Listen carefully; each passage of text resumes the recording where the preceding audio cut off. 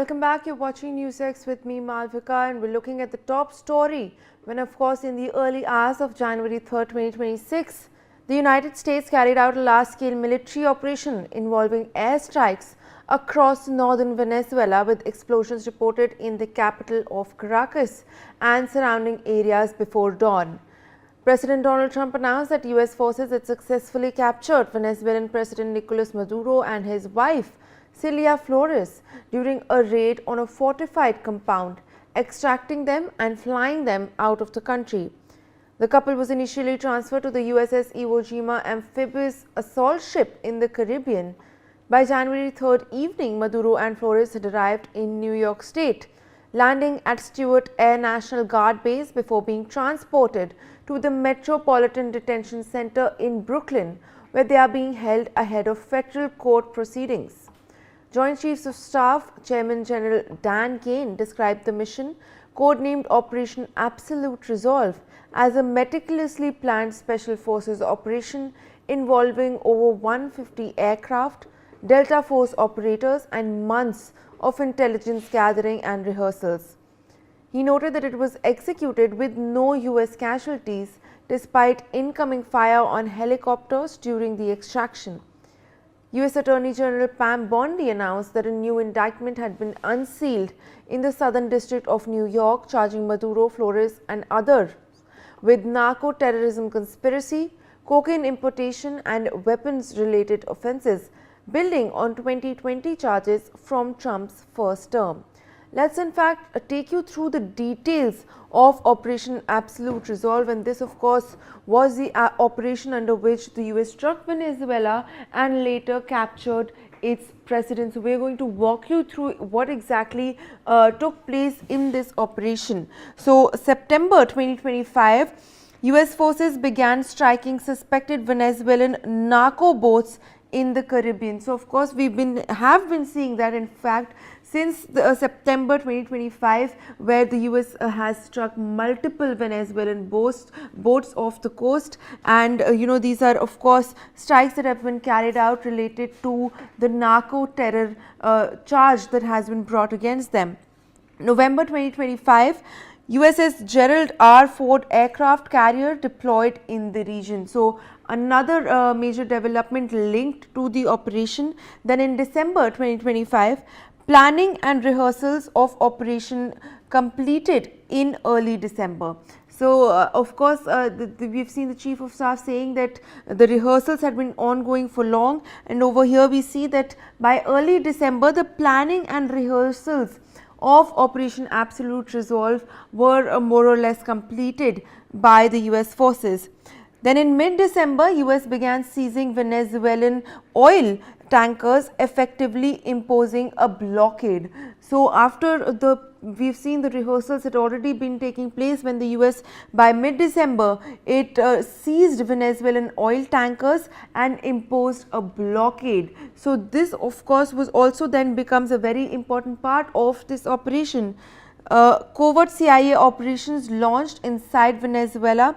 Drone strike hit port facility. So again in December 2025, after we've seen all of these developments taking place, a covert CIA operation also was launched inside Venezuela, where the port facility was also hit. In December 2025, then agreement signed with Trinidad and Tobago for US military access to its ports. So again the US then signed a military agreement with Trinidad and Tobago, which of course if we speak about the region, it becomes a very regionally important access that US gained to the ports of Trinidad and Tobago in December. Again in December, Maduro's capture was considered on Christmas Day, later postponed due to bad weather. So that is of course something else that has been revealed, that this operation was earlier being going to be carried out on Christmas Day. However, it was delayed. Then on the 2nd of January 2026, 11 p.m. local time, US President Trump gave final go-ahead for the operation. So that is the 2nd of January. Of course, we saw the strikes being carried out late in the intervening night, and the Trump at 11 p.m. Eastern Time, he gave the official go-ahead for the operation. Then on the 3rd of January, 2 a.m. Eastern Time, operation commenced with airstrikes on multiple sites in North Venezuela, and of course those are the visuals that we have been taking you through. The US strikes in Venezuela, its capital city of Caracas, as well as other important military facilities as well. This took place at around 2 a.m. at night, and those are the visuals that of course you're also seeing. Then further on, elite forces raided Maduro's location in downtown Caracas. So the elite forces, the US forces, then went on to raid Maduro's location that of course they had been tracking in downtown Caracas as the strikes were taking place. This is around 2 a.m. Eastern Time as the strikes were raining down in Caracas. Then at around 2:15 a.m., ground forces encountered resistance, helicopters engaged defenses. So of course there was some resistance from Venezuelans, the Venezuelan side as well, and we see that the US ground forces did encounter some resistance, and the helicopters also engaged defenses. So as we've seen, they've said that there have been no US casualties despite fire. At around 3 a.m. Eastern Time, Maduro and wife apprehended after 30 to 60 minutes at the compound. So we have the rough timeline as well. It is around 3 a.m. Eastern Time, after the strikes of course began at 2 a.m., that Maduro and his wife were apprehended after around 30 to 60 minutes of the compound where they were being held. At around again the 3:15 a.m., you see those visuals of Maduro handcuffed by the US forces. Maduro flown out to USS Iwo Jima amphibious assault ship, and that of course is the ship that carried him to the United States of America, and those photos that we have shown you of him blindfolded and handcuffed by the US forces. At around 6 p.m. Eastern Time, Maduro touches down in New York, detained by the Drug Enforcement Authority of the United States of America. And those visuals from the New York airport as well, where he is being handcuffed and escorted by the DEA. Maduro brought to the DEA's detention center at around 6:30 p.m. Eastern Time, and those visuals of course we've also shown you. So that is the rough timeline of not just the planning and rehearsal, but everything that the operation entailed, alongside Maduro finally being brought to the United States and being detained by US authorities. I am being joined by Major General A.K. Sivas, defense expert. Sir, of course, we've been looking in detail at the US operation. They've called it the Operation Absolute Resolve, and we've seen the sort of planning and rehearsal, and this has been long in the making. Now that we have the official confirmation, we have seen Maduro being brought to New York. He has been detained by US authorities, and we have official confirmation that he is being indicted on charges of drug trafficking as well as arms related charges. How do you see the US action against Venezuela and this regime change operation that it is carrying out with the capture of the Venezuelan president? Yeah, Malvika, one thing is very clear, that as far as the US is concerned, it was basically eyeing for the oil reserves which are there in Venezuela, because Venezuela is the richest oil reserves in the world. And somehow US was not comfortable that on its backyard there was a regime which was anti US, as well as it is doing almost complete trade with China, because whatever oil has been produced by Venezuela, 80% was imported to China itself. Now, as far as this is concerned, they wanted a regime change, so they built up a case. No doubt about it, Nicolás Maduro was by and large a dictator, who came in re-elected in 2024.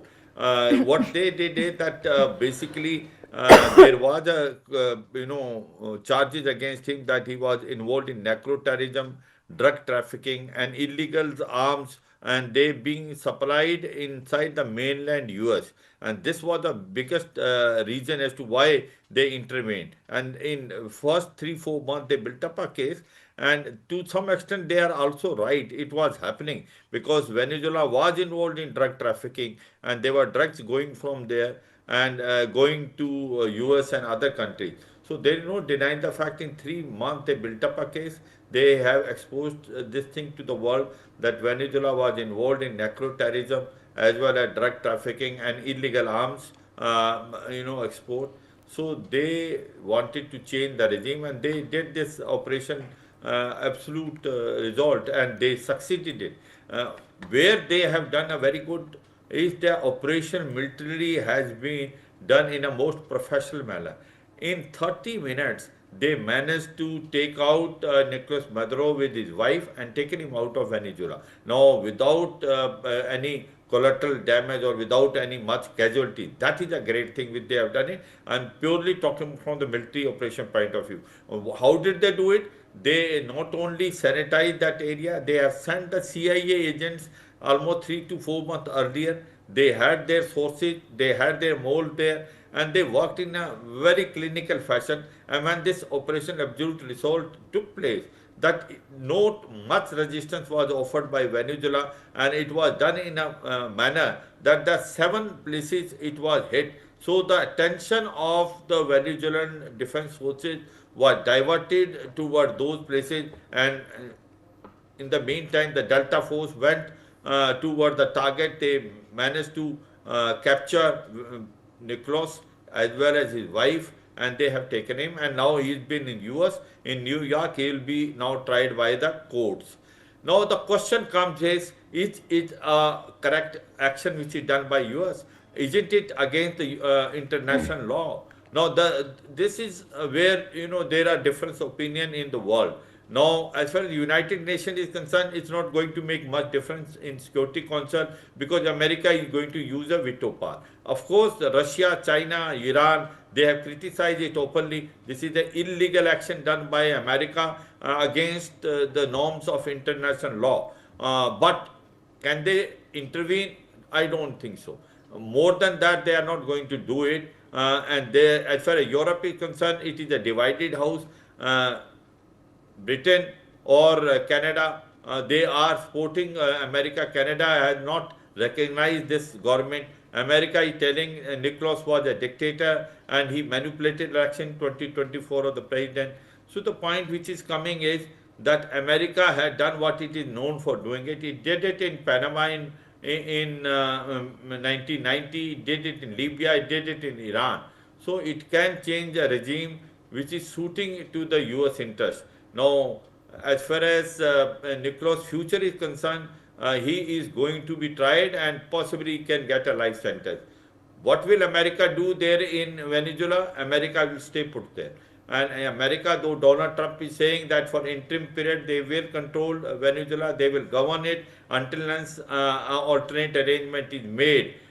At the same time, the Americans companies will coming and managing the oil companies in basically Venezuela. And that was the main reason as to why the America has come there in Venezuela, because they are eyeing for that oil-rich companies which are there in Venezuela. So possibly this is what it was the aim of Donald Trump, that do a regime change, control all the oil fields of Venezuela, and thereafter this will be also making sure that China, which is having influence in Venezuela, is totally nullified. And possibly he has succeeded. The world is divided, and I suppose not much is going to be a pressure from other than China, Russia, and Iran, and that too only on paper, not on anything on ground.